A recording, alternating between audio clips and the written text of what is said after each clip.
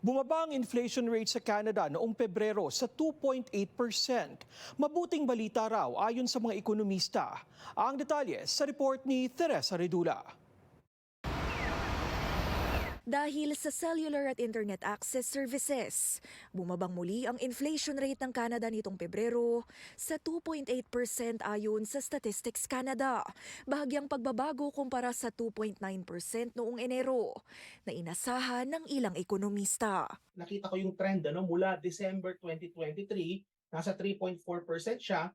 Noong January 2024, 2.9%. Pababa na yung trend. Inaasahan ko nga na itong February 2024, ganun pa rin, pababa pa rin trend, which is the case. So magandang balita ito. Sino mang mamimili na kumuha ng cellphone plan nitong Pebrero, mas nakamura raw ng 26.5% kumpara noong nakaraang taon. Pero hindi lang ito ang dahilan kung bakit bumaba ang Consumer Price Index. Isa rin ang mga pagkaing binili sa groceries. Humina ang pagtaas ng presyo ng mga prutas, processed meat at isda, habang mas mabagal naman ang pagtaas ng presyo ng cereal at dairy products. Makikita natin na finally, for the last 2 months, the rate of inflation sa Canada is pasok na siya doon sa target ng Bank of Canada na nasa 1 to 3% rate of inflation. Pero matimbang pa rin sa isipan ng mga consumers ang gastusin sa pabahay at petrolyo.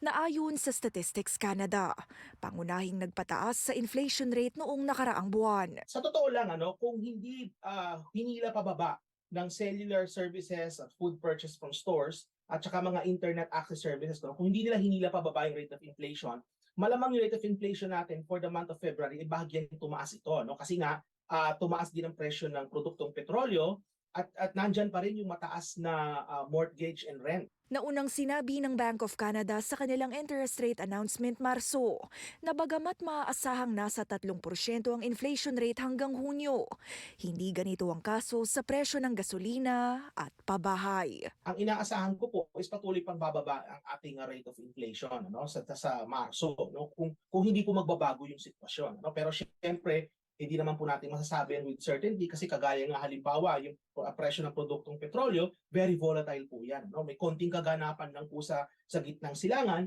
maaapektuhan po kaagad ang presyo ng produktong petrolyo at sisipa na naman po ang rate of inflation. Ani Batu, malaking bagay ang pag-alam ng Filipino-Canadian community sa inilalabas na inflation rate kada buwan na may epekto rin sa policy rate ng Bank of Canada. Nakaka-apekto po ito sa ating pang-araw-araw na pamumuhay.